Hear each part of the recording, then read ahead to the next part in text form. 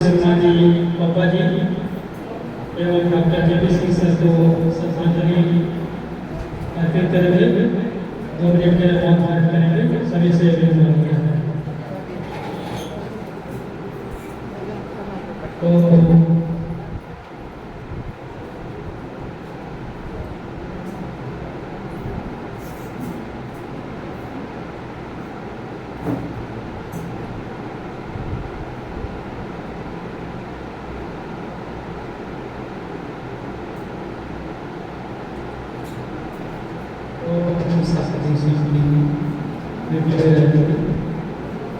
तत्पश्चात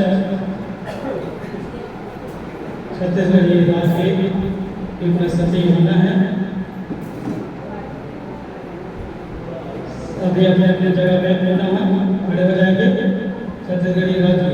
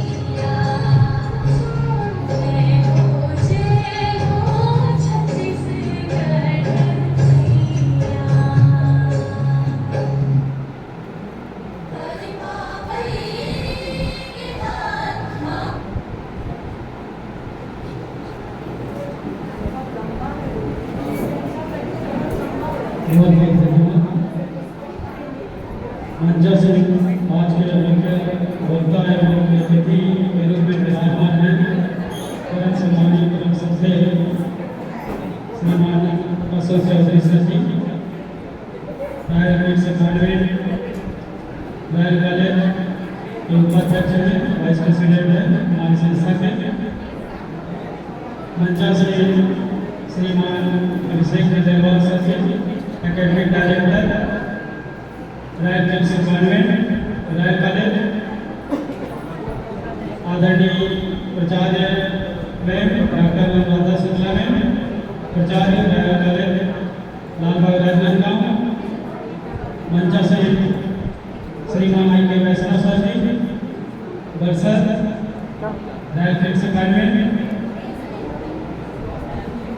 उपाचार्य doctor Yamini Sahu ma'am, सभी शिक्षकवृंद एवं BEd तृतीय सेमेस्टर के सभी प्रशिक्षार्थी, आपका मैं आज के इस छत्तीसगढ़ राज्य रजत जयंती उत्सव इस कार्यक्रम में आप सभी का पुनः हृदय से करता हूँ, स्वागत करता हूँ।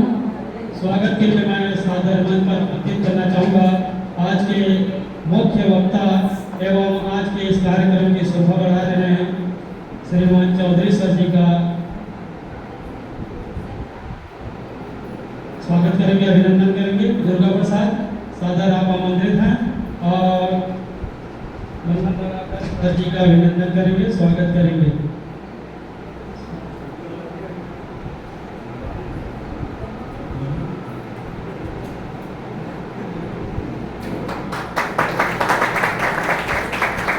साथ ही साथ पौधा पौधा से सम्मान करेंगे सर जी का पौधा देंगे।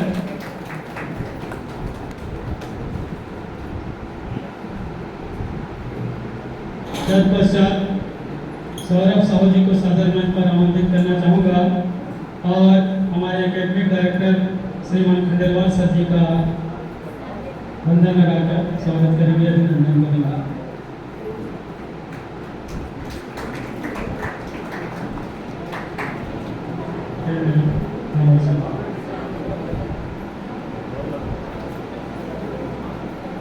हम पुष्प गुच्छ देकर स्वागत करेंगे, अभिनंदन करेंगे।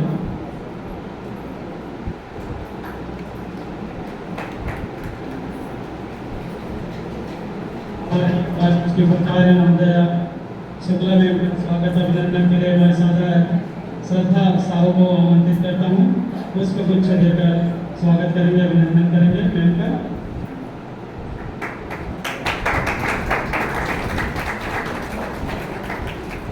वर्षा सर श्रीमान आई के वैष्णव सर के स्वागत अभिनंदन के लिए मैं सादर मंच पर चेतन को आमंत्रित करता हूँ।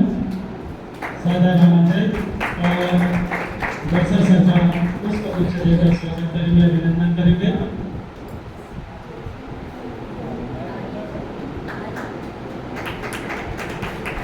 विधायक कॉलेज एवं प्राचार्य मैम डॉक्टर जामनी साहू मैम का अभिनंदन करने के लिए मैं पायल साहू को सादर आमंत्रित करता हूँ। पुष्प गुच्छ देकर साहू मैम का अभिनंदन करेंगे। पुनः मैं सभी अध्यापकों को सबको से आप सभी का अभिनंदन स्वागत गीत के लिए मैं सादर मन पर आमंत्रित करता हूँ। छात्रियों को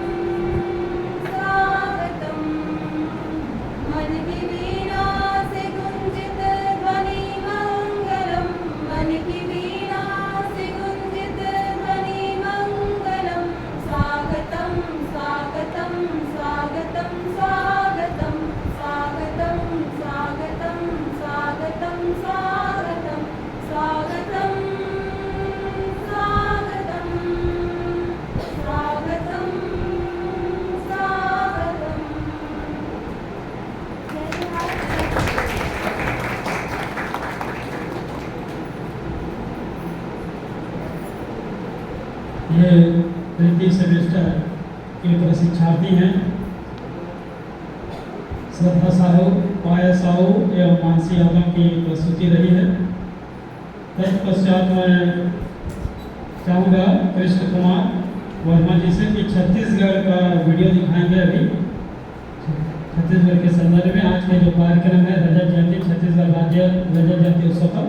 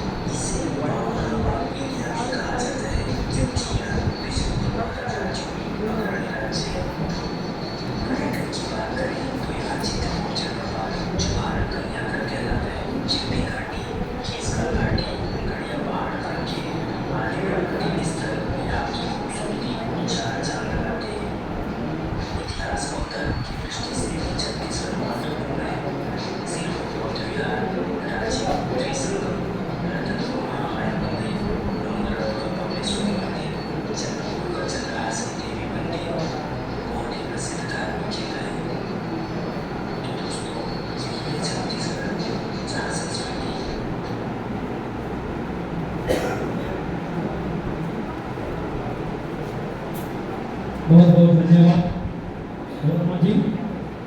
तत्पश्चात मैं आज के जो रजत जयंती कार्यक्रम मनाया जा रहा है छत्तीसगढ़ विकसित छत्तीसगढ़ 2047 पर यह संगोष्ठी का आयोजन किया जा रहा है हमारे महाविद्यालय परिवार में। तो इसकी जो रूपरेखा है इसको बताने के लिए मैं सादर मंच पर प्राचार्य महोदय को आमंत्रित करना चाहूँगा। सादर आप आमंत्रित हैं डॉक्टर सुब्रमण्यम जी।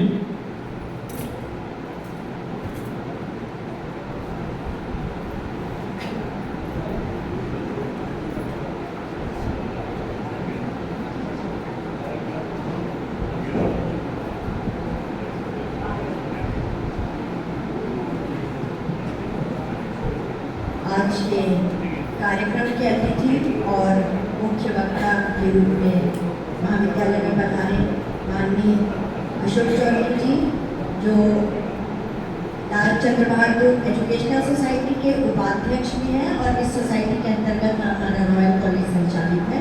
तो हम सभी का ये सौभाग्य है कि सर आज वक्ता के रूप में हमारे बीच आए हमारा ज्ञानवर्धन करने के लिए। यदि ऐसा सोचें कि 2025 का जो वर्ष है ये हम सभी छत्तीसगढ़ निवासियों के लिए हमारा छत्तीसगढ़ राज्य बल की स्थापना हुए 25 साल होने जा रहे हैं 1 नवंबर को, और इसीलिए इसे रजत जयंती के रूप में मनाया जा रहा है। जब हम रजत जयंती की बात करते हैं तो हम सभी के दिमाग में ये बात आती है कि पिछले 25 वर्षों में हमारे राज्य में क्या विकास हुआ, 25 वर्ष पहले क्या स्थिति थी, वर्तमान में क्या स्थिति है, और इससे हम ये समझते हैं, मनन चिंतन करते हैं, मंथन करते हैं कि हमारे राज्य में किस तरह किन किन क्षेत्रों में कितना विकास हुआ है। विगत सत्र में हेमचंद यादव विश्वविद्यालय द्वारा एक थीम ली गई थी, विकसित भारत 2047। तो उसका उद्देश्य यही था, और वहाँ से निर्देश जारी हुए थे, और विश्वविद्यालय द्वारा भी बहुत सारे अंतर महाविद्यालय प्रतियोगिताओं का आयोजन किया गया था इसी विषय को लेकर।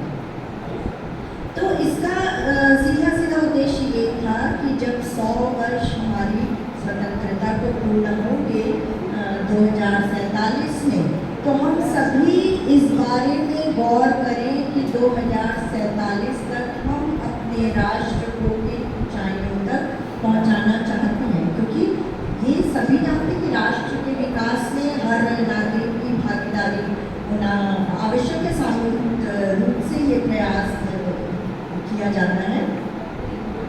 तो इसी का अनुसरण करते हुए इस वर्ष ये विषय लिया गया है, विकसित छत्तीसगढ़ 2047 रजत जयंती के अवसर पर, और ये हायर एजुकेशन से ही ये विषय हमारे समक्ष आया है। इसमें हम सभी को आयोजन करना है और करना भी चाहिए।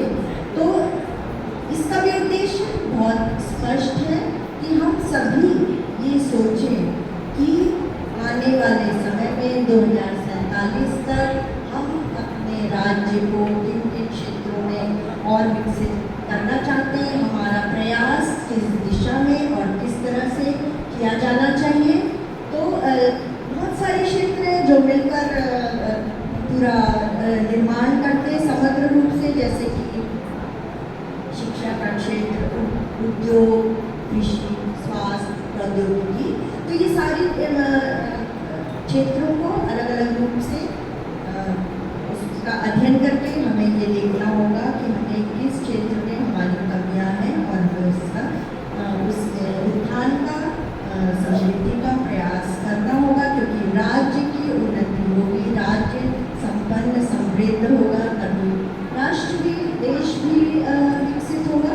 तो इसी विषय को लेकर और इसी उद्देश्य से ये सारे आयोजन किए जा रहे हैं। तो हम सभी का ये प्रयास होना चाहिए कि हम अपने राज्य को किस तरह से आत्मनिर्भर और संपन्न बनाए, इस बारे में हमें सब विचार और प्रयास करना चाहिए।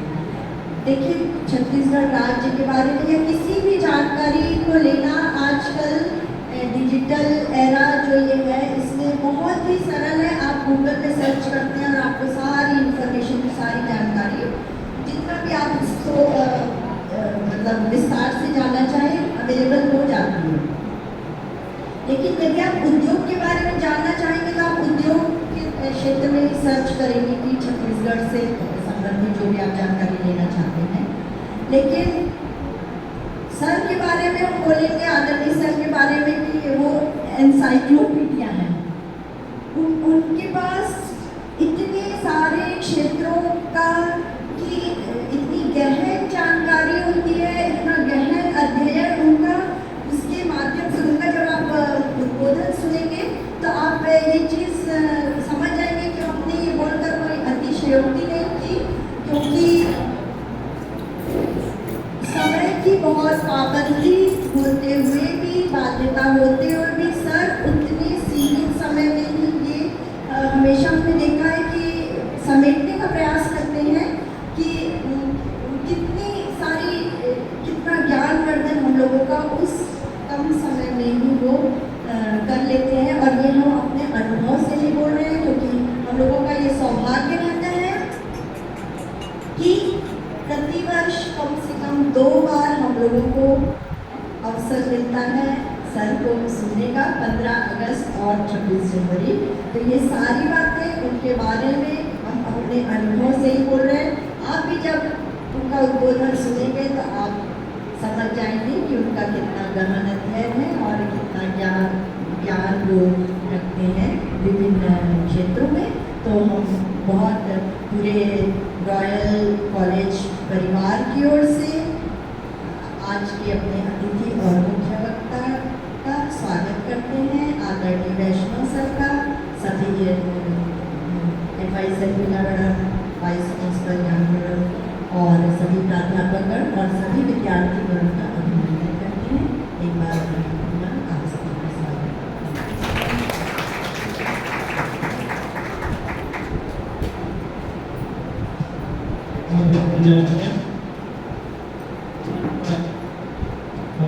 मंच पर विराजमान अभी कुछ क्षण पश्चात ही श्रीमती ईला सिंह आई हुई हैं। उनके स्वागत के लिए मैं श्रद्धा साहू को सदर मंच पर आमंत्रित करना चाहूँगा कि श्रीमती ईला सिंह का पुष्प गुच्छ देकर सम्मान करेंगे, स्वागत करेंगे।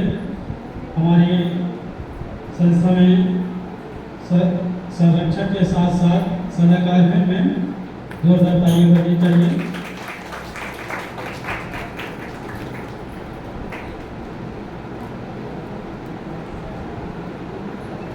कार्यक्रम को आगे बढ़ाते हुए मैं इस पंक्तियों के माध्यम से सर जी को बुलाना चाहूँगा। IQS के सर जी को आशीर्वचन करेंगे हम सभी को।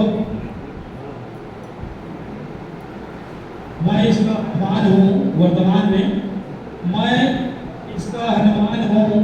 ये देश मेरा राम है, छाती चीर के देख लो, छाती चीर कर देख लो, अंदर बैठा हिंदुस्तान है, अंदर बैठा हिंदुस्तान है। इन पंक्तियों के माध्यम से सादर आमंत्रित IQS सर जी।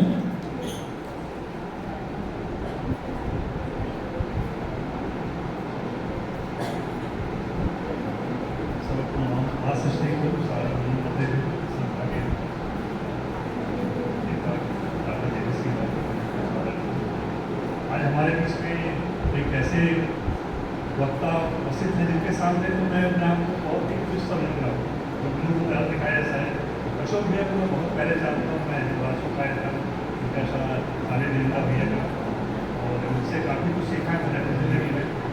तो इनका जो आपने पहले प्रोफेसर जैसा कहा कि उनके बारे में क्या कहें, इंसाइक्लोपीडिया जो है उसको भी मतलब ठीक सा लगता है। आप धारा प्रवाह मैंने पिछले 2 घंटे तक के बिना किसी से सुनते भैया को सुनते बोलते सुनाए। मैं आप सबसे आग्रह करूँगा कि इस बयान का हम आयोजित करें। रजत जयंती वर्ष छत्तीसगढ़ के भवन उत्सव पर जो हमारे यूथ स्टाफ थे, माननीय पिताजी जिनके कारण से हमें ये राज्य की प्राप्ति के फोटो वाले थे, सादर करता हूँ और सब आप सबको शुभकामनाएं दूँ। मैं ज़्यादा समय रखते हुए आप अपने विषय दुनिया को आग्रह करूँगा हमें अपने चलिए आगे सकते।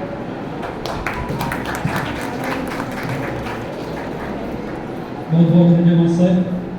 आज के मुख्य वक्ता, आज की संगोष्ठी, आज के कार्यक्रम में जो हमारे आज की शोभा बढ़ा रहे हैं, सर जी को आमंत्रित करने से पहले मैं सर जी का परिचय करवाना चाहूँगा। श्रीमान अशोक चौधरी सर जी, परम सम्मानित इस संस्था के 1970 में स्टेट हाई स्कूल में साधन नायक रहे सर जी। 1980 में student union president Digvijay college में। 1999 से 2004 तक जिला पंचायत सदस्य एवं उपाध्यक्ष तथा कॉलेज गवर्निंग बॉडी के प्रेसिडेंट रहे हैं सर जी। 2008 से 2024 तक छत्तीसगढ़ कबड्डी संघ के अध्यक्ष रहे हैं। हमारे संस्था में लालचंद्र बहादुर एजुकेशन सोसाइटी रॉयल किड्स अकादमी के उपाध्यक्ष हैं सर जी। प्रगतिशील कृषक एवं इंदिरा गांधी कृषि विश्वविद्यालय से नवाचार में 2 बार पुरस्कृत हो चुके हैं एवं इंडो स्पेन कृषक समिति के लिए चयनित हो चुके हैं सर जी। नागगांव शिक्षा मंडल के प्रबंध करने के सदस्य एवं कृषि महाविद्यालय के संचालक मंडल के पूर्व अध्यक्ष रह चुके हैं सर जी। तो इन पंक्तियों के साथ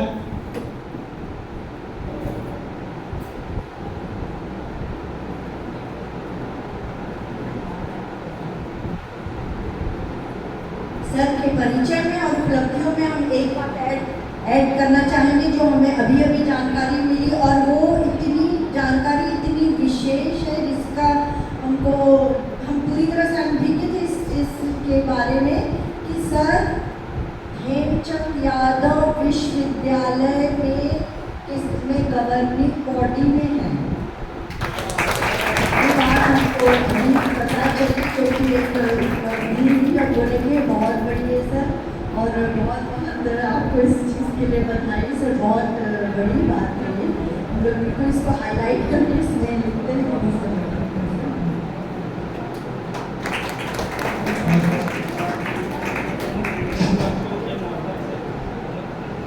हेलो, इन पंक्तियों के माध्यम से मैं सादर मंच पर आमंत्रित करना चाहूँगा चौधरी सर जी को। संस्कार संस्कृति और शान मिले, संस्कार संस्कृति और शान मिले, ऐसे हिंदू मुस्लिम और हिंदुस्तान मिले, रहे हम सब ऐसे मिलजुल कर, रहे हम सब ऐसे मिलजुल कर, मंदिर में अल्लाह और मस्जिद में भगवान मिले, मस्जिद में भगवान मिले। पंक्तियों के साथ सादर परम आदरणीय चौधरी सर जी।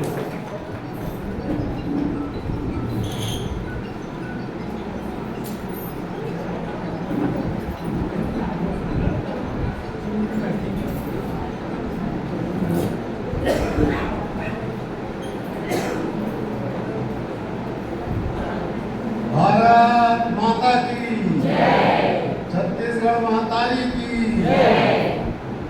आज छत्तीसगढ़ राज्य रजत जयंती उत्सव के परिप्रेक्ष्य में रॉयल कॉलेज में आज जो संगोष्ठी है उसमें मुझे वक्तव्य देने के लिए बुलाया गया है। मैं रॉयल कॉलेज की प्राचार्य हमारे चंद्रबहादुर एजुकेशन सोसाइटी के अवसर साहब, पूरा विद्या साहू मैडम और समस्त शिक्षक वृंद और प्यारे बच्चों, आप लोग बीएड में पढ़ रहे हैं, मतलब आपका एकदम स्पष्ट है आगे जाकर के आपको शिक्षा क्षेत्र में ही जो है आगे अपना भाग्य आजमाएंगे। और आजकल बीएड का महत्व बहुत बढ़ गया है, क्योंकि अब आपको शिक्षक बनने के लिए बीएड की पात्रता होना बहुत आवश्यक है। बीएड के पैटर्न में कई बदलाव होते रहे हैं, अभी बदला हुआ परिस्थिति में आप लोग पढ़ रहे हैं, लेकिन अभी मैं पेपर के माध्यम से जानकारी हुई कि इसको और भी कुछ अलग तरीके से जो है फिर से प्रस्तुत किया जाने वाला है। लेकिन आप लोग जिस कोर्स में एडमिशन किए वही कोर्स आपको पढ़ना पड़ेगा, आपको अलग से जब नया एडमिशन होगा उसके लिए हो सकता है नया वाले। शुक्ला मैडम ने मेरे लिए कुछ बहुत ज़्यादा ही बोल दिया है, मैं बड़ा प्रेस में हूँ क्या क्या क्या बोलूँ। सबसे पहले तो मैं छत्तीसगढ़ रजत जयंती पर एक होता हूँ, फिर बाद में थोड़ा शिक्षक दिवस के बारे में बोलूँगा, और 14 सितंबर जो हमारा हिंदी दिवस होता है उसके संबंध में भी आप लोग को बताऊँगा, क्योंकि आप लोग बीएड के छात्र हैं और आपके जीवन में ये जरूर काम आएगा। शिक्षक दिवस भी काम आएगा और हिंदी दिवस के संबंध में भी जो जानकारी है आपके काम जो है जीवन में जब आप अपने प्रोफेशन में जाएंगे तब आपको काम आएगा। देखिए, छत्तीसगढ़ जब 2000 नवंबर में बना था, उस समय में मैं जिला पंचायत में जो है प्रभारी अध्यक्ष के रूप में पदस्थ, और हम लोग जो है बहुत ज़्यादा जो है उसमें हमारी भागीदारी हुई थी। हम लोग भोपाल भी गए थे, छत्तीसगढ़ अलग बनने के पहले जो विधायी पार्टी होती उसमें भी हमको जो है सौभाग्य मिला था। और जब यहाँ आए और स्वागत का था उस समय भी हमारे प्रमुख मुख्यमंत्री रहे। लेकिन छत्तीसगढ़ जब बना था तो केवल 7 जिले थे, 7 जिले बस। बाद में फिर वो धीरे धीरे बढ़ता गया और आज 33 जिला हो गए। तो 33 जिला होने से हमारे विकास की गति भी बढ़ गई। आप लोग को जानकारी होना चाहिए कि हर जिले को लगभग 100 करोड़ रुपए साल में मिलते हैं। अगर 7 जिला था तो 700 करोड़ ही मिलते थे। आज अगर 35 जिला है तो 3500 करोड़ रुपए जो है जिले के हिसाब से 100 करोड़ के हिसाब से मिलता है।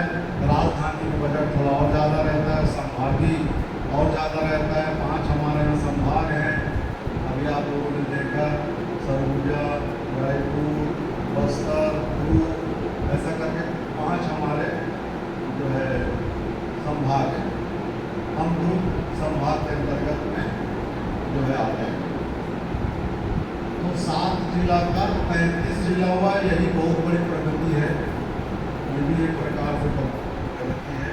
इसके अलावा हम खनिज से संपूर्ण हैं, हम वन से भरपूर हैं और हमारे यहाँ नदियों का भी प्रवाह अच्छा है। हमारे यहाँ कोई सूखी नदी नहीं, हमारे यहाँ कोई सूखी भी नदी नहीं है कि उसका बहाव जो है साल बना रहता है। हमारे जितनी भी नदी है, चाहे सोमनाथ हो, चाहे खरखरा हो, चाहे जो है अरवा हो, चाहे महानदी हो, सोनपुर हो, तो सब के सब जो है साल भर बहने वाली नदी है। जबकि बहुत सारे बांध भी बन गए हैं, फिर भी हमारी नदियों में प्रवाह है।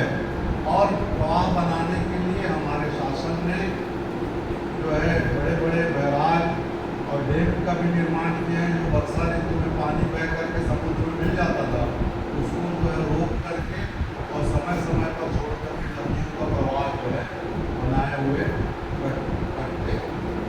हमारे खुद राजनांदगांव में मोगरा बैराज से, सूखा नाला से और मटियामोती नाला से जो है पानी हमको गर्मियों में मिलता है, जो यहाँ से लेकर के राजनांदगांव दुर्ग तक को जो है पीने के पानी की सप्लाई होती है। इसके अलावा देखिए जो सबसे बड़ी हमारी उन्नति हुई है वो धान का कटोरा जो हम कहलाते थे। जब हम 2000 में छत्तीसगढ़ बना तो हम केवल जो है 30-35 लाख मीट्रिक टन जो है धान जाते थे। सबसे पहले योगी जी ने धान खरीदी शुरू किया, केवल 18 लाख मीट्रिक टन ही खरीद पाए थे। उत्पादन ही कुल 35 लाख मीट्रिक टन था, तो 18 लाख मीट्रिक टन जो है उन्होंने खरीदा। लेकिन आज जो पिछले साल जो हमारी धान की खरीदी हुई है 105 लाख मीट्रिक टन, मतलब आप कल्पना कीजिए 7 गुना, हम लोग लगभग 7 गुना, 6 गुना और 7 गुना के बीच में हमारे किसानों ने धान उपजा करके शासन को दिया। और ये क्यों हुआ? डॉक्टर रमन को मैं इसका ज़्यादा श्रेय देता हूँ, क्योंकि और अटल बिहारी वाजपेयी ने सबसे पहले जब छत्तीसगढ़ बनाया उसके बाद उन्होंने किसानों को बहुत कम दर में खेती करने के लिए जो है ऋण मुहैया कराया 7%, और 7% में 4% शासन का अनुदान होता था, केवल किसानों को 3% लगता। लेकिन छत्तीसगढ़ में डॉक्टर रमन ने 3% में घोषणा किया, बाद में उसको 2% कर दिया, फिर 1 साल बाद उसको 1% दिया और उसके बाद उन्होंने उसको 0% कर दिया। अगर आप धान उगाने के लिए या किसी भी खेती उगाने के लिए जो आप ऋण लेते हैं उसमें साल भर में कोई ब्याज नहीं लगता है। 1 साल से ऊपर हो जाएंगे और आप नहीं पैसा पटाएंगे तब आपको ब्याज लगेगा। तो ये डॉक्टर रमन की दूरंदेशी सोच थी और किसानों ने इस बात को साबित किया कि आपने हमको जो है सुविधा प्रदान की तो हम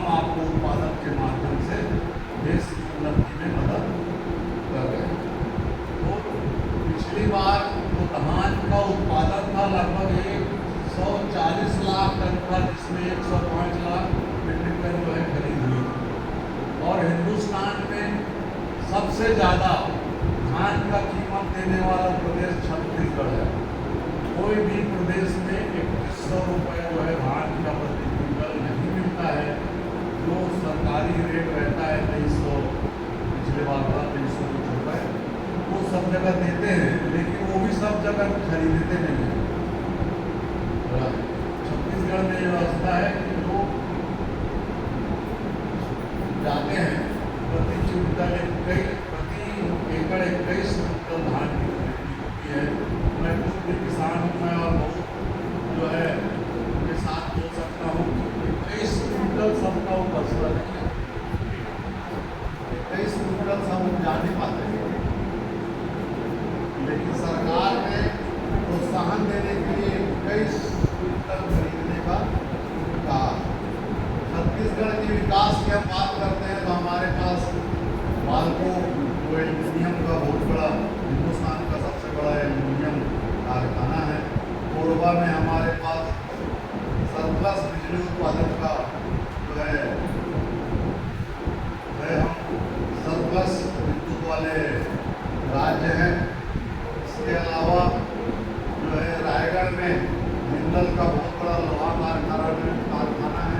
इसके अलावा आप देखो NMDC कचेरी में हमारा कच्चा लोहा इतना उत्पादन होता है कि हम जो है विदेश में भी जो है उसको बेचते हैं। हम विदेश कैसे बेचते हैं? कोई मालवाहक ट्रेन या उससे नहीं बेचते। एक सुरंग बनी हुई है, उस सुरंग में डालने से और पानी का फोर्स लेने से वो जो है सीधा विदेश पहुँच जाता है।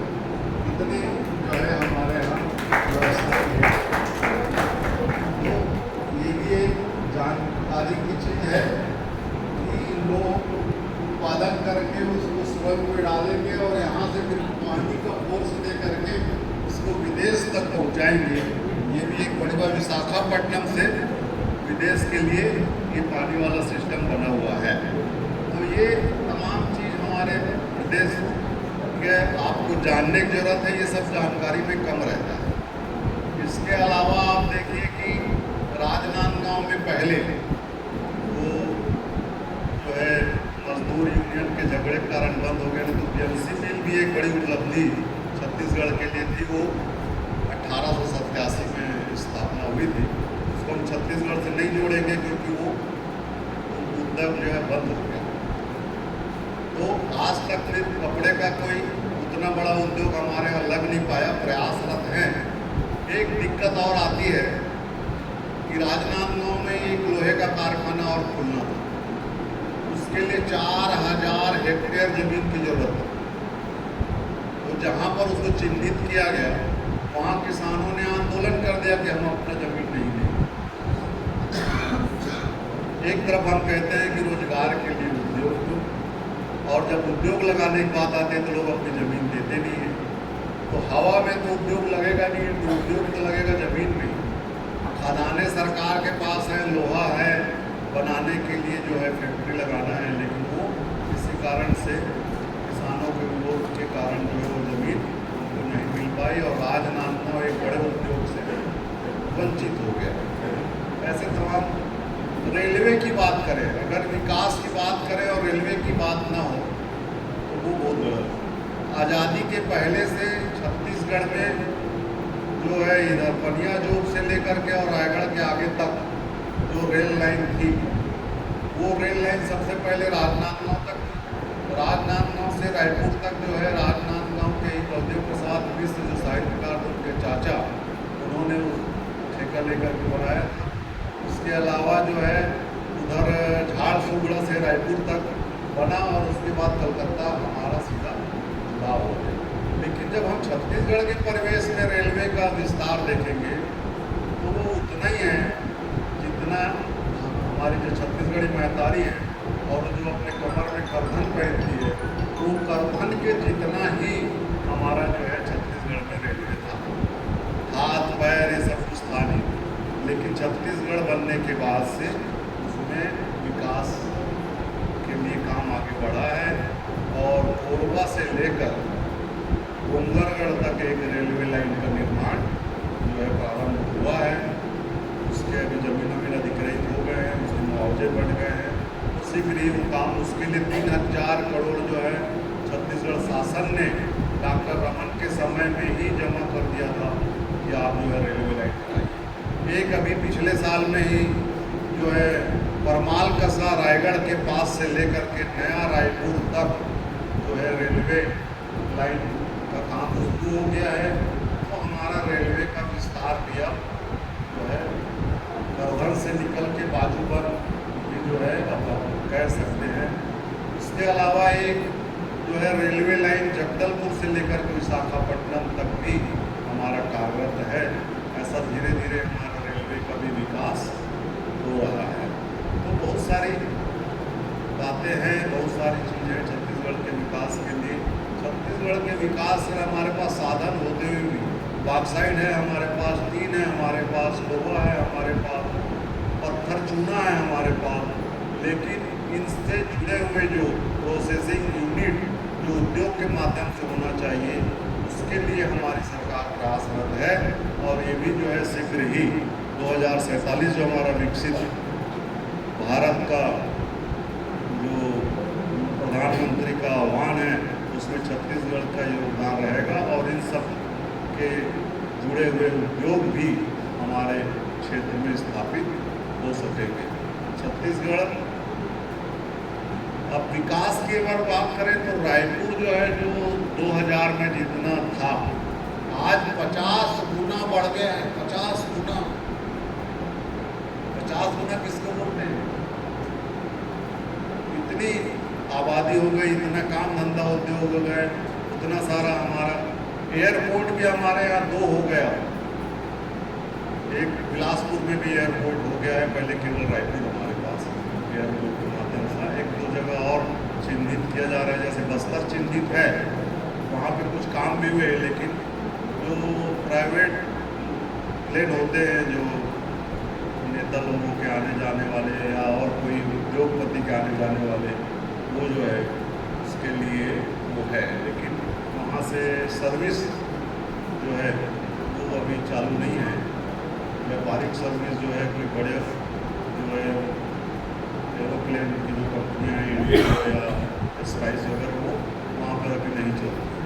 एक नागरनार में भी बस्तर में बड़ी यूनिट लोहा कारखाने का लग रहा है, लेकिन नक्सलियों के उत्पात की वजह से और नक्सलियों के विरोध की वजह से उसका काम अधूरा है।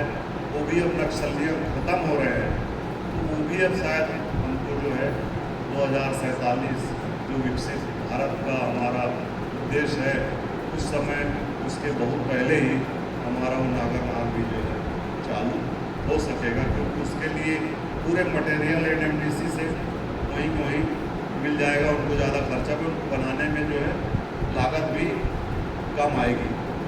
तो ऐसे तमाम क्षेत्र में हमारे लोगों ने जो है, हम जब 2000 में नवंबर में अलग हुए थे तो हमारे पास एक मेडिकल कॉलेज था, एक, क्योंकि मेरी बिटिया का जो है मेडिकल में हुआ था, लेकिन अलग होने की वजह से उसका नंबर उतना नहीं था कि यहाँ 100 में उसका नंबर लग जाता। मध्य प्रदेश में हमने ट्राई किया, उन्होंने कहा कि हम आपको डेंटल में या जो है वेटनरी में दे देंगे, लेकिन हम मेडिकल में आपको जो है। तो आज हमारे पास 14 मेडिकल का है। तो इस क्षेत्र में भी हमने लंबी छलांग लगाई है। डेंटल एक भी छत्तीसगढ़ में नहीं था, आज 7-8 डेंटल कॉलेज भी छत्तीसगढ़ में है। इंजीनियरिंग कॉलेज जो उस समय था वो आज NIT हो गया है रायपुर, और छत्तीसगढ़ में 50 इंजीनियरिंग कॉलेज हैं। एक इंजीनियरिंग कॉलेज हमने भी राजनांदगांव खोला था, उस समय 8 कॉलेज खुल गए, जिसमें से 5-6 बंद हो गए। इंजीनियरिंग कॉलेज में बच्चे नहीं मिल पा रहे हैं। B.Ed में एडमिशन के लिए लोग ज़्यादा मेहनत करते हैं, लेकिन इंजीनियरिंग में सीधे एंट्री हो रही है, वहाँ पर कोई अब जो है एडमिशन नहीं लेना चाहता। वहाँ पर भी हमारा बहुत जो है उन्नति हुई। तो एजुकेशन क्षेत्र में भी हमारे पास एम्स भी है। एम्स जो हिंदुस्तान का सबसे अच्छा इलाज करने वाला यूनिट है, एम्स भी छत्तीसगढ़ में जो है हमारे पास मौजूद है। तो बहुत सारी चीज़ों में जिधर भी आप ध्यान डालेंगे, बहुत सारी चीज़ें मेरे ध्यान में भी नहीं आ रही है, तो सब जगह में हमारी उन्नति जो है इन 25 वर्षों में भरपूर हुई है। और छत्तीसगढ़ जो है पूरे देश में सर्वाधिक प्रोग्रेस करने वाले स्टेट में जो है इसका स्थान है। पहला तो नहीं है, लेकिन इसके 4-5 में हमारा नंबर है। तो ये छत्तीसगढ़ का रजत जयंती के उपलक्ष्य में ये उपलब्धि है। इसके अलावा जो है हम बहुत आगे बढ़ेंगे। प्राइवेट कॉलेज स्कूल के माध्यम से भी हमारे बच्चे जो है बहुत आगे जा रहे हैं। बीएड भी पहले जब हम अलग हुए थे तब बीएड और कॉलेज एक या दो एक यूनिवर्सिटी में था। हम जब अलग हुए थे उस समय हमारे पास 2 यूनिवर्सिटी थी। आज 8-9 यूनिवर्सिटी है हमारे पास, जिसमें सीवी रमन यूनिवर्सिटी भी है, एक केंद्रीय यूनिवर्सिटी भी अटल बिहारी जो है वहाँ बिलासपुर में, रायपुर में है ही है, और एक बिलासपुर यूनिवर्सिटी और है।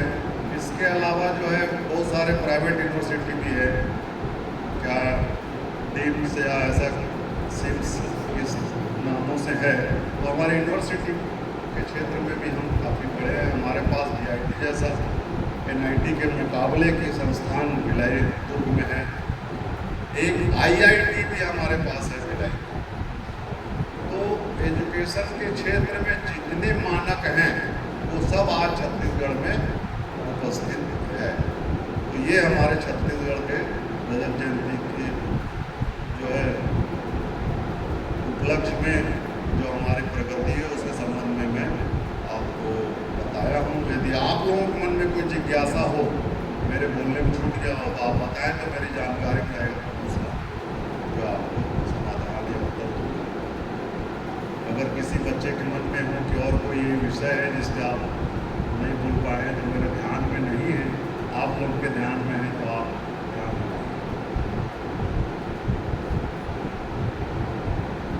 हमारे प्रोफेसर लोग भी बोल सकते हैं। शिक्षा योजना, अब शिक्षा योजना तो अभी नई शिक्षा योजना जो बनी है उसका क्रियान्वयन अभी अपने यहाँ हुआ नहीं है। उसका क्रियान्वयन होगा तब समझ में आएगा कि हम कितने आगे क्या पाएंगे। पूरे देश में लागू होगी, अभी सब जगह हुई नहीं, हो गई है, लेकिन अभी इतना उसका राज्य का नहीं हो, पूरे देश का ही है। पूरे देश का भी है। तो हमारे स्टेट में अभी अपने को कहाँ नई शिक्षा नीति का कुछ अपने रायगढ़ में आया है, कुछ नई शिक्षा नीति हाँ सर, इसी के तहत चल रहा है। आया है। हाँ जी, आपको वो सब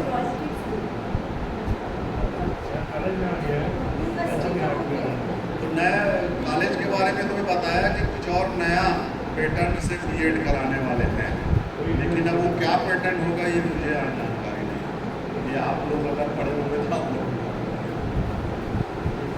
मैं अपनी वाणी यहीं पर विराम करता हूँ। रजत जयंती उत्सव के उपलक्ष्य में मेरे पास जितनी जानकारी थी वो जो है मैं आपको बताया। इसके अलावा मैं पिछले दिनों जो हिंदी दिवस हम मनाए हैं उसके संबंध में आपको मैं जानकारी देना चाहता हूँ कि 1949 में संविधान सभा ने, हमारा संविधान नहीं बना था उसके पहले, ये निर्णय लिया कि पूरे देश में एक संपर्क भाषा होनी चाहिए जो सब लोग उसको मान्य करें। तो बहुत सारे सैकड़ों भाषा और बोलियों के बीच में हिंदी का चयन किया गया कि ये जो है हमारे देश की संपर्क भाषा। क्योंकि संविधान बना नहीं था उसके पहले की बात। 299 सदस्य जिसमें डॉक्टर राजेंद्र प्रसाद, नेहरू जी, वल्लभ भाई और ऐसे बहुत से, अंबेडकर साहब, KN राव साहब संविधान में सर्वाधिक मेहनत करने वाले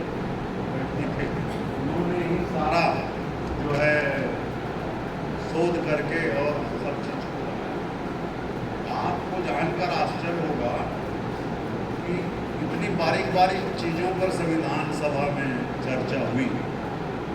जैसे भारत में पैदा हुआ कोई व्यक्ति देश में किसी जगह प्रधानमंत्री बनने की पात्रता रखता है, तभी उस देश का व्यक्ति मेरे देश में प्रधानमंत्री बन सकता है।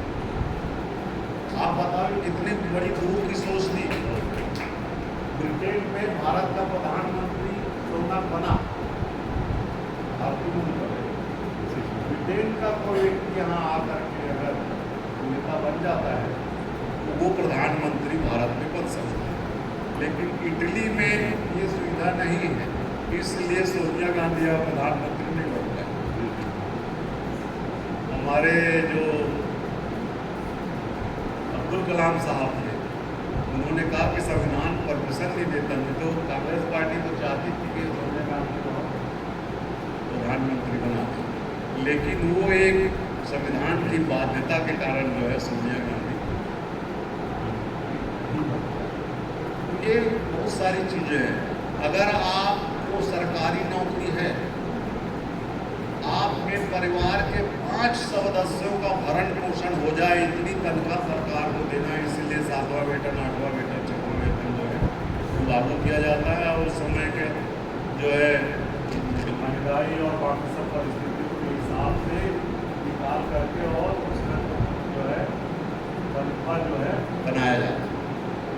लेकिन संविदा में या प्राइवेट में ये कानून लागू नहीं है। उसमें इतने कानून है कि आपका अपना जो है भरण पोषण हो जाए, पूरी तनख्वाह ही आपको देने की बात है प्राइवेट संस्था।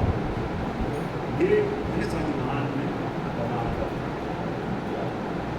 तो बहुत सारी चीज़ें, बहुत सारे एक अगर पति और पत्नी दोनों काम करते हैं तो पत्नी अपने माँ बाप को अपने कमाई का हिस्सा दे सकती है, क्योंकि उसके 5 लोगों में उनके माँ बाप भी शामिल हैं। और पुरुष में भी ये है। अभी तक इस पर कोई विवाद खड़ा नहीं हुआ है। अगर कोई परिवार में उसका पति जो है अपनी पत्नी को अपने माँ बाप की सेवा करने से रोकेगा और कोई अगर कोर्ट चले जाएगा तो इसमें जो है आदेश आ जाएगा। बहुत सारी चीज़ें हैं। अब संविधान की बात हम छोड़ते हैं तो हमारा हिंदी जो है 1949 में जो है संपर्क भाषा के रूप में जो है मान्य हुआ। और आपको जानकारी होना चाहिए कि साल में 2 बार हम हिंदी दिवस मनाते हैं। एक बार 14 सितंबर को राष्ट्रीय हिंदी दिवस, एक बार 10 जनवरी को विश्व हिंदी दिवस। अब आप बोलोगे कि विश्व हिंदी दिवस मनाने का क्या मतलब है? तो 10 जनवरी के दिन 1953 में ही, 1949 में ही संयुक्त राष्ट्र में जो पहली बार हिंदी बोली गई थी, तो उस यादगार में 10 जनवरी को हम हर साल विश्व हिंदी दिवस मनाते हैं।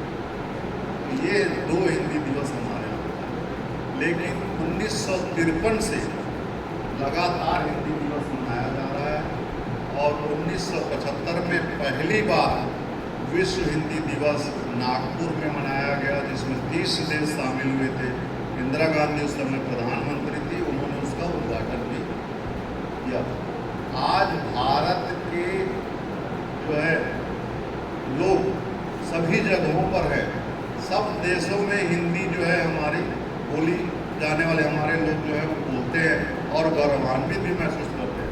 अकेले अमेरिका में 60 लाख लोग जो है हिंदी भाषी है, जो अपने घरों में भी हिंदी बोलते हैं, अंग्रेजी भाषा का क्षेत्र होते हुए भी। और इतने ही लोग लगभग जो है जब कोई तीज त्यौहार उत्सव में जमा होते हैं तो लोग भी हिंदी का प्रयोग करते हैं। सोवियत संघ में जब मैं छोटा था, स्कूल और कॉलेज में पढ़ता था, उस समय सोवियत संघ की एक किताब आती थी बहुत चिकनी वाली, एक सोवियत नारी और एक सोवियत संघ। एकदम अच्छा पन्ना होता था, बढ़िया, उसमें प्रिंटेड वो रहता था। उसको लेने का मतलब ये था कि जो अपने पढ़ाई वाली किताब और कापियों पे चित्र लगाने के लिए वो अच्छा हो लगता था, सुंदर। तो वो हम जो लगाते थे। सोवियत संघ में हिंदी बहुत समय से जो है लागू हुआ। हिंदी को बढ़ाने में हिंदी सिनेमा का भी बड़ा राज कपूर सोवियत संघ में सबसे ज़्यादा जो है चर्चित हीरो के रूप में रहे और उनके गाने सोवियत संघ वाले भी गाते थे। तो वे तमाम चीज़ें हैं हिंदी के लिए जो है हम बोल सकते हैं। आज हिंदी भाषी लोगों की ताकत बहुत है।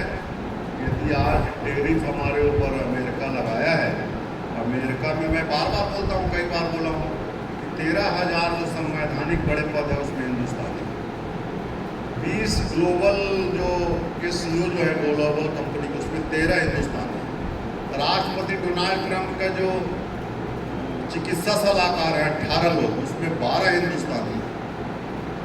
आप कल्पना कीजिए कि सब लोग मिलकर के गांधी जी का सहयोग आंदोलन शुरू कर दें कि हम अमेरिका में कुछ काम नहीं करेंगे, आप हमारे देश के ऊपर ऐसा बदमाशी कर रहे हो।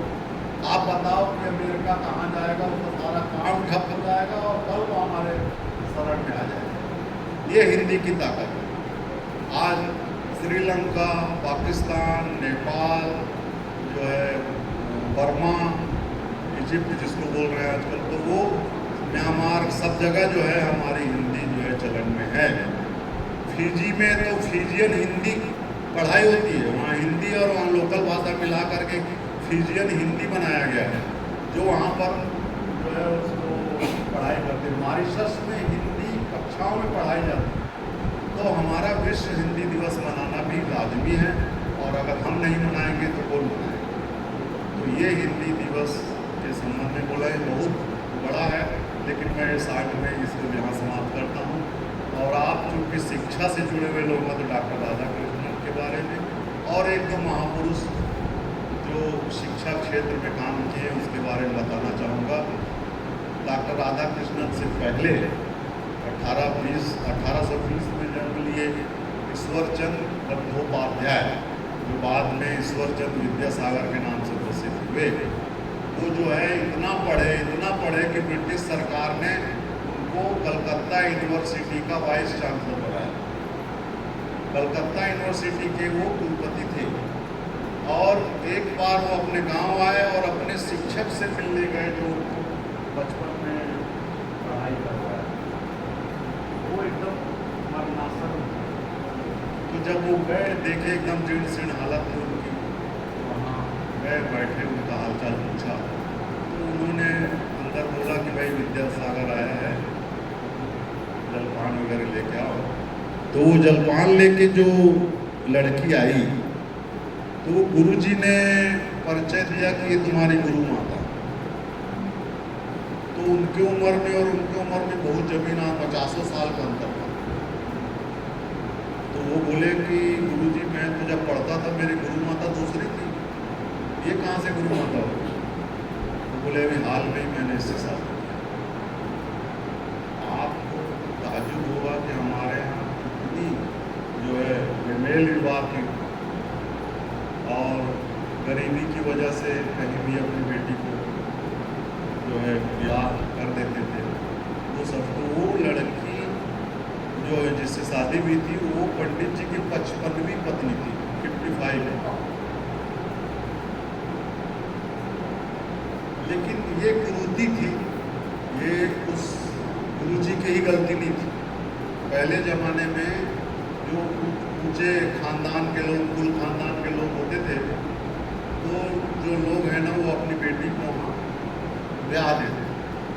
और चूँकि वो मान लो संपन्न नहीं है तो अपने घर संपन्न लोग भी अपने गांव में ला करके उनको जमीन जायदाद देकर के बसाते थे। लेकिन विवाह जो है ऊंचे खानदान में करना ये एक कुरीति ही मानी जाएगी मेरे हिसाब से।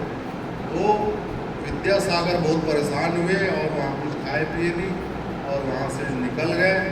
यूनिवर्सिटी के वाइस चांसलर पद से उन्होंने इस्तीफा दे दिया और इस्तीफा देने के बाद अपने गांव आए और आसपास के जितने जमींदार थे उनसे भेंट किया। करीब 25 जमींदार ने तय किया कि हम आपको 2 रुपया महीना देंगे। और वो 2 रुपया महीना लेकर के वो अपना घर 5 रुपये में चलाते थे और 45 रुपया नारी शिक्षा और जन जागरण के खर्चा। कौन होगा जो अपना सुख छोड़ के जो ईश्वर रहेगा। ये ईश्वरचंद विद्यासागर ने 1840-50 के आसपास जो है काम किया। और डॉक्टर राधाकृष्णन के बारे में क्या बोलूँ, वो तो 1922 में गीता पर किताब लिखी और उस किताब को उन्होंने महात्मा गांधी को दिया। महात्मा गांधी ने उसको पढ़ के बोला कि आपका ज्ञान अद्भुत है, आप सनातन धर्म का प्रचार विश्व में क्यों नहीं करते। अभी तक भारत को जो है विश्व वाले लोग बौद्धिक रूप से जानते ही नहीं है। आप में ये क्षमता है कि आप बौद्धिक रूप से लोगों को बता पाओगे कि भारत क्या है। और ईश्वरचंद डॉक्टर राधाकृष्णन के मन में सनातन धर्म के प्रति जो पढ़ने की और कुछ करने की प्रेरणा जागी, वो उनके बाल्यकाल में जब वो मिशनरी स्कूल में पढ़ते थे, वहाँ के चूँकि हम गुलाम थे, वहाँ के जो शिक्षक लोग होते थे, पादरी महोदय लोग, वो जो है सनातन धर्म को नीचा दिखाने वाली बात हमेशा करते। चूँकि इनके पिताजी पुरोहित थे, इनको धर्म का ज्ञान था, ये कई बार प्रतिकार की ऐसा नहीं है जो आप बता रहे हो, ऐसा नहीं है। लेकिन चूँकि छोटा बच्चा और पढ़ाने वाले शिक्षक ज़्यादा कुछ कर नहीं पाए, लेकिन उनके मन में ये बात थी, तो उन्होंने पाश्चात्य दर्शन को भी पढ़ा और हिंदू दर्शन को भी पढ़ा और गीता पर खास तौर से मेहनत करके उन्होंने गांधी जी को बोला। और गांधी जी जब ये बोले तब उन्होंने 1926 में एक किताब लिखी, फिलॉसफी ऑफ रविन्द्रनाथ टैगोर और भारतीय दर्शन। 1926 में ही एक विश्व दर्शन सम्मेलन हुआ था आंध्र प्रदेश में। उस समय ये आंध्र प्रदेश के वाइस चांसलर था, आंध्र प्रदेश यूनिवर्सिटी। तो सब वहाँ के जो विद्वत जन थे, उन्होंने कहा कि ये दोनों किताब जो है इस सम्मेलन में सर्वाधिक प्रशंसनीय है। उसके बाद इनका नाम पूरे विश्व में हो गया और पाश्चात्य दर्शन और हिंदू दर्शन के लिए जो है इनको बुलाने लगे बाहर के। शिकागो में जाके इन्होंने पहला उद्बोधन दिया। जब इन्होंने शिकागो में उद्बोधन दिया तो वहाँ के एक प्रसिद्ध पत्रकार हेनरी जेम्स जो संपादक थे, उनकी हार्वर्ड जर्नल नाम की पत्रिका निकलती थी अमेरिका से, तो उन्होंने उसमें लिखा कि भारतीय दर्शन बहुत जो है उच्च किस्म का है, हमारा जो पाश्चात्य दर्शन है उसके सामने कहीं। ये एक ईसाई लिखा और उसने ये भी लिखा कि ईसाई धर्मावलंबियों को भारत छोड़ देना चाहिए, क्योंकि जहाँ से भारतीय दर्शन, जहाँ पर पाश्चात्य दर्शन समाप्त होती है, उसके ऊपर से तो भारतीय दर्शन शुरू। ये जब टिप्पणियाँ छपी तो लोगों ने चर्चों में उनको बुलाने लगे और चर्च में उन्होंने पाश्चात्य दर्शन और भारतीय दर्शन पे तुलनात्मक अध्ययन प्रस्तुत किया। और आपको जानकर आश्चर्य हो गया कि लगभग 100 चर्चों में पादरी महोदय अपने मुंह से बोलने के लिए बात हुए कि भारतीय दर्शन ही श्रेष्ठ है। ये डॉक्टर राधाकृष्णन की उपलब्धि रही। ये आज़ादी की लड़ाई में बहुत बड़ा काम किया है। देखो, विश्व स्तर पर आज़ादी की लड़ाई को 2 लोगों ने पहुंचाया। एक सुभाष चंद्र बोस ने क्रांति के माध्यम से, सशस्त्र सेना के माध्यम से, और एक डॉक्टर राधाकृष्णन ने बौद्धिक बुद्ध के माध्यम से जो विश्व लेवल पे भारत के लिए ध्यान आकर्षित कराया। ऐसे डॉक्टर राधाकृष्णन, उनकी इच्छा थी कि मेरा जन्म दिवस शिक्षक दिवस के रूप में मनाया जाए। उन्होंने आजीवन शिक्षक रहे, आजीवन जब वो 1949 से 1952 जो है रूस में राजदूत थे, तो चर्चिल महोदय से मिलने गए। तो चर्चिल ने कहा, बहुत बड़ा तानाशाह था, लोग घृणा करते थे, उनके देश के लोग भी घृणा करते थे, लाखों लोगों को कटवा के मरवा डाला जो उनके खिलाफ। तो वो रोने लगे, बोले तुम पहले व्यक्ति हो जो मेरे से आकर के बात कर रहे हो, मेरा हाथ मिला, मेरे देश में भी लोग मुझे पसंद नहीं करते। तब इन्होंने उसको एक बहुत प्रेरणा वाली बात की कि हमारे यहाँ सम्राट अशोक, वो बहुत बड़ा योद्धा था और पूरे हिंदुस्तान में जितने भी राजा थे सबको जीत गया था।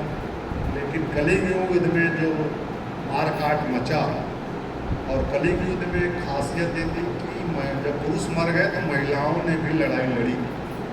तो तो जब महिलाएं लड़ाई लड़ी और उसको देख करके अशोक के मन में पश्चाताप आया।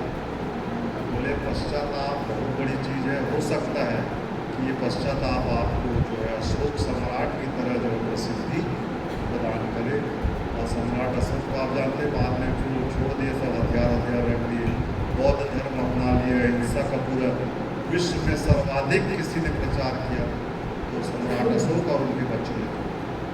तो ये इतना ज्ञान था और इतनी सरल और सरल भाषा में जो है वो चर्चिल को भी अपने पक्ष में कर।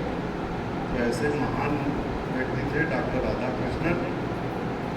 चूँकि आज जो है अपने रजत जयंती उत्सव का ही बोलना था, लेकिन आप लोग क्योंकि विद्या अर्जन करने वाले हैं, जो आगे जाके विद्या का दान भी करेंगे, तो मैं ये 2 चीज़ और बोला। आपने मुझे यहाँ बुलाया, सम्मान दिया, मेरी बात को सुना, उसके लिए मैं आपको बहुत बहुत धन्यवाद देता हूँ। समस्त विद्यार्थियों को, रॉयल कॉलेज के प्रबंधन को और समस्त हमारे शिक्षक वृंद को, नारायण को बहुत अच्छा उद्बोधन के लिए मैं याद करता हूँ। धन्यवाद।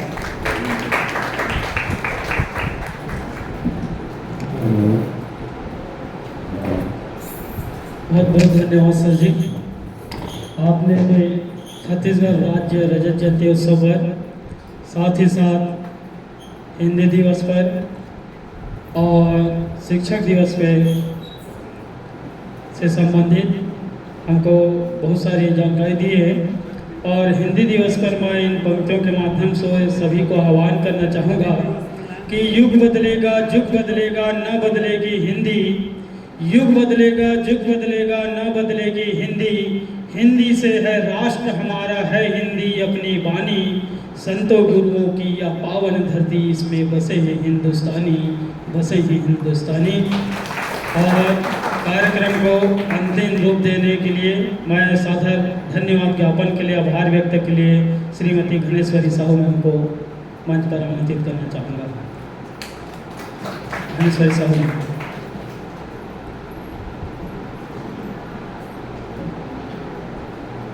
आप सभी का पुनः स्वागत है, अभिवादन है। आदरणीय बड़सर सर जी, आदरणीय माननीय चौधरी सर जी, आदरणीय प्रिंसिपल मैम, आदरणीय एला मैम, आदरणीय हमारी साहू मैम, आप सबका और सभी कार्यक्रम में उपस्थित सहायक प्राध्यापक, बहुत भावी टीचर, स्टूडेंट, आप सभी का इस कार्यक्रम में बहुत बहुत स्वागत है। जैसे कि कहा जाता है, रजत जयंती के बारे में सर ने जो बताया है, तो ऐसा लगता है कि जैसे हमारे सामने मोबाइल में गूगल आ गया और गूगल सारी जानकारी देते हैं। जब हमें कोई जानकारी नहीं मिलती है तो हम मोबाइल निकालते हैं और देखते हैं। हमारे सामने साक्षात चलने फिरने वाले गूगल थे, उनके बारे में कुछ कहा नहीं जा सकता। इतने ज्ञानी, हर क्षेत्र में ज्ञान रखने वाले व्यक्ति के लिए बहुत बहुत आभारी हैं। और ये कह सकते हैं कि देखो, जीवन में हर व्यक्ति को एक मौका मिलता है। हर इंसान के जीवन में एक दिन में 24 घंटा मिलता है। उस 24 घंटे का उपयोग वो कैसे करते हैं।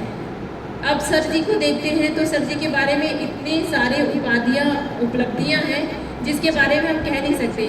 सर जी के पास भी 24 घंटा था, हमारे पास भी 24 घंटा था।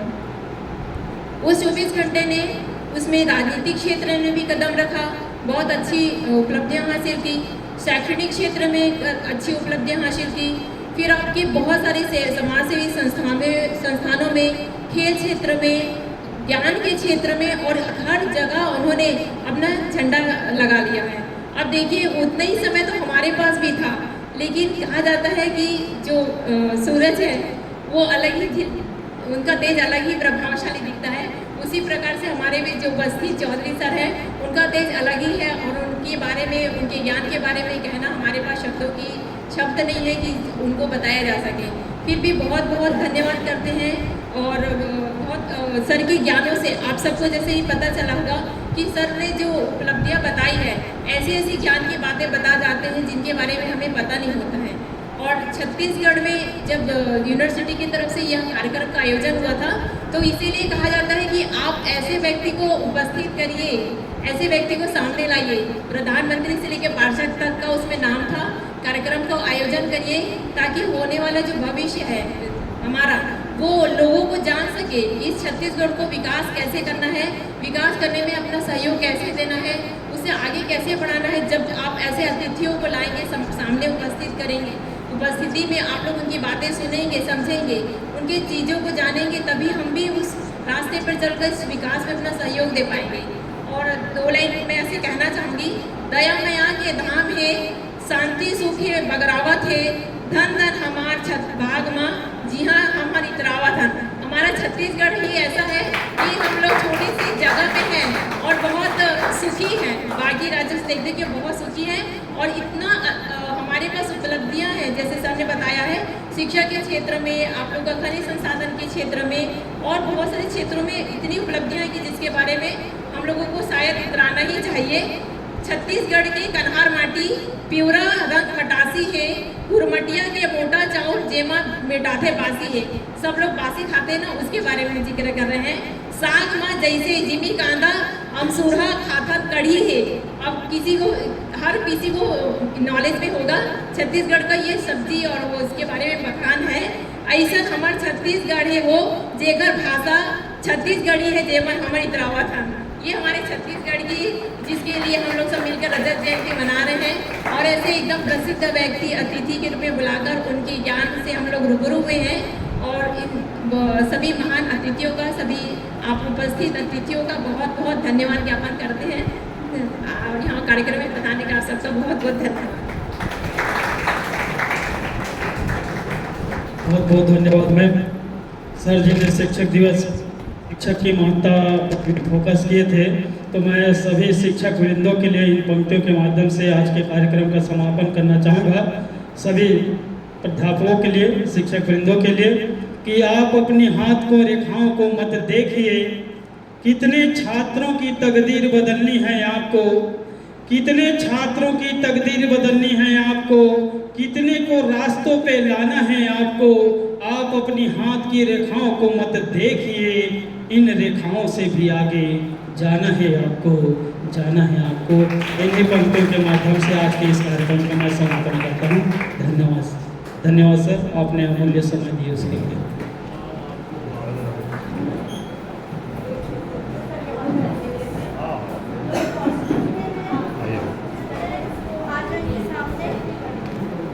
और टीचर्स को